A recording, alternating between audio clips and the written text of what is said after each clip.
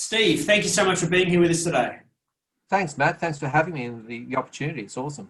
You're welcome. Now, your thing is business coaching and consulting. Tell us a little bit about what you're doing and how you're serving businesses, and maybe talk a little bit about how you're actually serving people right now because we're going through COVID and things like that. Yeah, okay. And it's a great point. COVID has been a great pivot for me. So I was a CEO for over a decade, and I wanted to try and take the dysfunctional out of leadership. And so the three areas that I serve are boards, business owners, and senior executives. And what I talk about is, so I'm operating in a space of conscious leadership, and I explain to people in networking that I help people identify their blind spots so they don't get blindsided. And I also help people understand how they're wired for business, why they do what they do, their dominant thinking style. A lot of the stuff that we learn through the TCI programs has pretty much turned my business on its head. I thought I would go out and tell boards how to be more effective and use the accounting experience for businesses. And I've found that the models that we get taught at TCI and all the fantastic learnings and coursework have just given me an edge over other people. I mean, you get used to the models and the things and it becomes a little bit au fait, but time and time again, I'll have a meeting and talk to people and they're blown away by, wow, I'd never looked at it that way before. I didn't think that was important. So, Sharon talks about purpose and being so important. And that's one thing that I've noticed in business owners. When you start asking the question, for what purpose? A lot of the time people are sort of gobsmacked and they're like, oh, because we've done it that way. So yeah, that's one example. But working with boards, with business owners and senior executives, helping them be the most functional leader that they can be has been an awesome realization for me. I'm actually, for the first time in over a decade, I'm actually really loving what I do and able to make impact rather than just dealing with people issues all the time and fighting fires like you do as a CEO. Congratulations on that, because that must feel wonderful to have created this business for yourself through the work that you've done here, where you're back to enjoying it. Because I imagine it would have been a challenge to just, you're in your job, you're a very high performer at an elite level, and you're just doing, I guess, what most people are doing, which is kind of the hard slog in a way of dealing with problems over and over again, to now be loving what you're doing and also then sharing this with other business owners and CEOs and boards on how they can create more of a purposeful business and more of a productive business and a place where not only their staff want to be, but where they want to be. Yeah. And look, the thing that I talk to a lot of leaders about is quite often people don't actually set out to be leaders. They set out to have a job and a career, and they get put into management leadership positions. And, I know from my own experience, my leadership style was a style developed through observation and experience and knowing what I didn't like, but to have a framework to apply it to, and to also get past that hurdle of doing something because that's what's the other option. Through TCI, I've learned to understand what my life purpose is, and to the theme in my life, and to now have a theme for each year, and to be having a top 5 weekly goals and set daily intentions and do all those things. It just has given me so many more resources and tools to have that better life, because I realized before I was highly skilled. I'd done university, I'd done postgraduate, done the company director's course, but what was missing in all those learnings was how to be human and how to feel. I had to deal with some very high level, nasty, malicious matters. And through TCI, I realized that I'd lost a part of me, and I've had to reconnect with parts of me that had been dead for a long time, or some parts I never even really knew how to tap into. So it's a great journey. So let's talk a little bit about that, and maybe we can link that into how you actually first started at TCI and the personal growth journey that you've been through. So how did you get started, and then what have you learned about yourself? So again, I knew I'd set up Black Bull Performance Group before I started at TCI, before I even met you at the intake course. And I knew that I had board experience. I'd been a CEO. I'd mentored and coached staff before, but without a framework. So I was really just looking for a framework, and I suppose, like all my tertiary education, I was expecting to take something off the shelf and do A, B, and C and come out with D. I can remember sitting in the introductory session that we call Fox, the Foundations of Coaching Success, that I remember Joe Parnay talking about the need to have a clean ego, and I was sitting there thinking, I've got a clean ego, I'm good. And I realised that it really has been a journey, and it's being able to lean in to the things that, certainly as a male, you taught big boys don't cry, don't show your emotions, it's a sign of weakness, don't ask for help.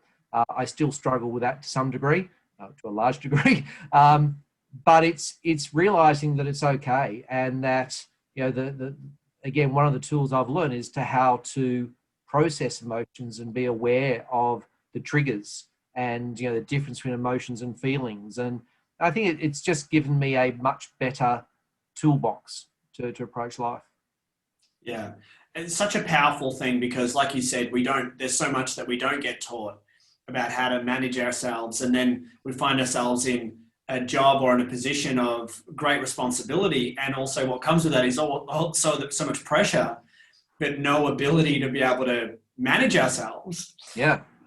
The learnings that you've gone through. Now, I want you to share as much as you're comfortable with everyone, because I've obviously been part of your journey, and I know a lot about your growth. How has this impacted your family life, like your relationships, to be able to be more connected to yourself and to re-tap into those parts that you hadn't tapped into for so long? Yeah. At home we talk about Steve 2.0 and Steve 3.0.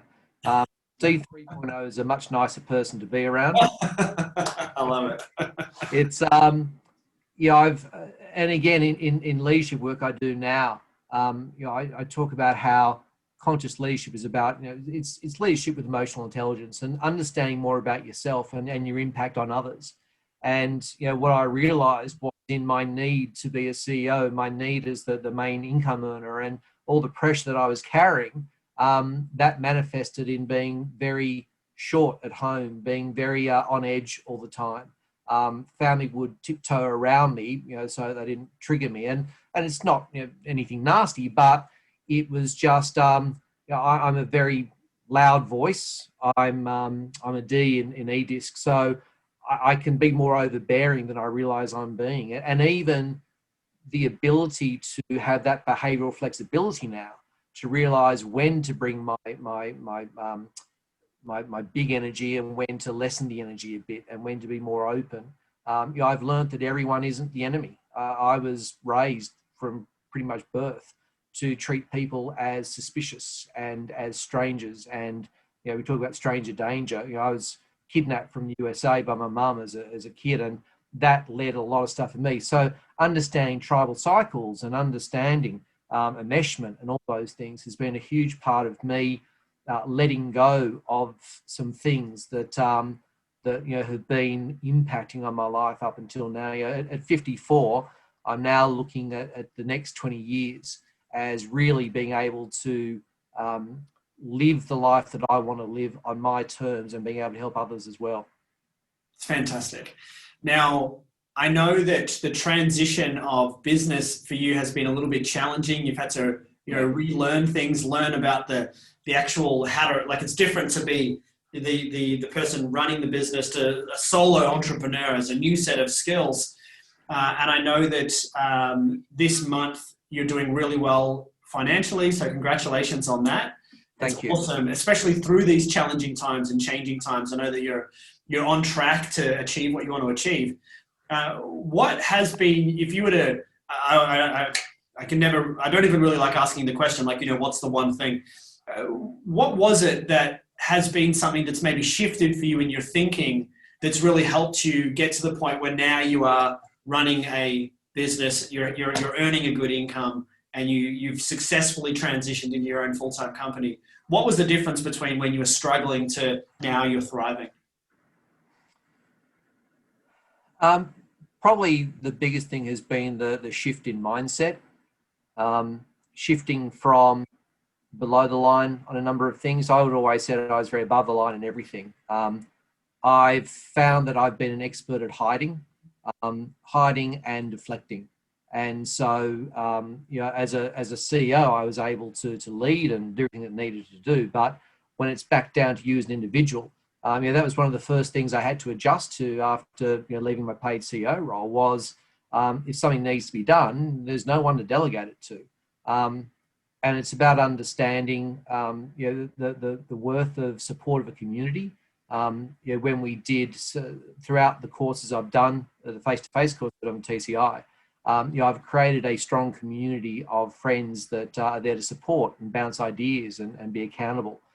So it is need to make my business operate, but being able to reach out and ask for help, and to also, I think that the biggest thing has been modeling, looking at what models of success are, rather than that's okay for them. My circumstances aren't the same. So it's probably letting go a lot of the, excuse the French, but shit, and just taking action. They say courage is taking action in the presence of fear, and no one has it all together. It's okay to I don't set out to make mistakes, but I try and learn from the mistakes and just keep moving forward. Steve, congratulations on what you've achieved. I'm really happy to see that you're succeeding and you're doing well. And I also know that this is just the beginning. There's so much more for you to step into, and you're only just getting started. Yeah. There'll be so many people that'll be inspired by your journey, your message, and your success. What would you say to someone who's considering joining TCI and becoming a coach? I would say you don't need to see the whole staircase before you take the first step. That's a quote from Martin Luther King Jr. It is a journey. It's unlike anything else anyone will ever do. The multiplistic learning creates some challenges for older people, I think, who are used to very linear ways of learning. I would just encourage people to, as you move through all the TCI material, you realise how important it is to have purpose and to know what your desired and way values are, to be able to understand goal setting, to be able to learn emotional intelligence and process emotions and feelings. So it's what you look at on paper when you're looking to do the course. You can never fully appreciate the depth of the material. That's awesome, man. Congratulations. Thank you.